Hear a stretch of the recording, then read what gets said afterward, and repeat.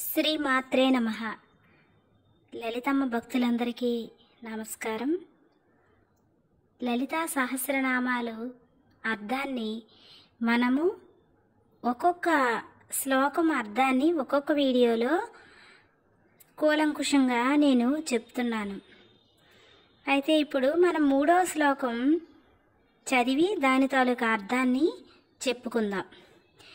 మనోరూపేక్షు కోదండ పంచతన్మాత్ర సాయక నిజారుణ ప్రభాపూర మధ్య బ్రహ్మాండ మండల.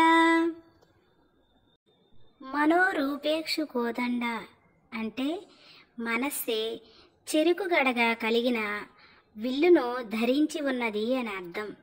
ఆ దేవదేవి ఎడమవైపు పైచేయినందు చెరకు విల్లును కలిగి ఉండటమే ఆ జగన్మాతను మనోరూపేక్షు కోదండ అని స్తుతిస్తున్నాము. పంచతన్మాత్ర సాయక అంటే పంచతన్మాత్రములను కలిగి ఉన్నది అని అర్థం. పంచతన్మాత్రములనగా పంచమహాభూతముల యొక్క సూక్ష్మాంశములు. అవి శబ్ద, రూప, స్పర్శ, రస, గంధములు. శబ్దము విశేషమైనటువంటి అర్థములను తెలుపును. స్వరూపములను తెలుపునది రూపతన్మాత్రము. వస్తు గుణధర్మములను తెలుపునది స్పర్శ తన్మాత్రము. రసముల యొక్క ధర్మాన్ని లేదా గుణమును తెలుపునది రసతన్మాత్రము. పరిమళములు తెలుపునది గంధ తన్మాత్రము. ఈ 5 తన్మాత్రముల నుండే పంచభూతములు పుట్టినవి. అటువంటి పంచతన్మాత్రములను దేవి కుడివైపు పైచేయినందు బాణములుగా ధరించి ఉన్నదట.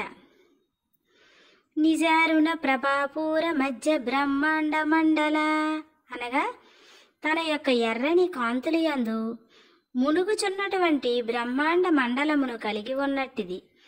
దేవి యొక్క స్వరూపము నుండి వెలువడినటువంటి ఎర్రని తేజస్సునందు ఈ బ్రహ్మాండం మునుగుచున్నది అని అర్థం. అంటే అమ్మ సహస్రనామాలు ఎలా వచ్చాయి, ఆ 1000 నామాలకి అర్థమేమిటి, అమ్మని చూసి, అమ్మ స్వరూపాన్ని చూసి, అమ్మ మనస్సును చూసి అమ్మ యొక్క 1000 నామాలను రచించారు.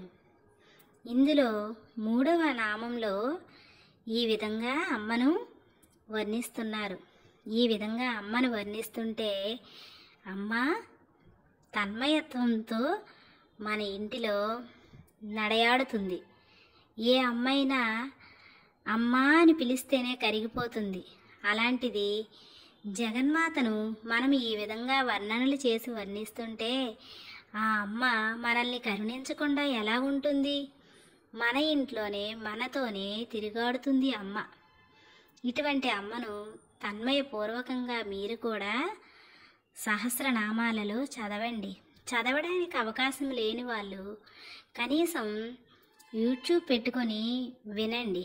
దీనివల్ల కూడా మనము అత్యంత శుభ ఫలితాలను పొందుతాము. లలితా సహస్రనామాలు ఏ ఇంటిలో ధ్వనిస్తాయో ఆ ఇంటిలో ఎటువంటి కీడు జరగదు. శ్రీ మాత్రే నమః.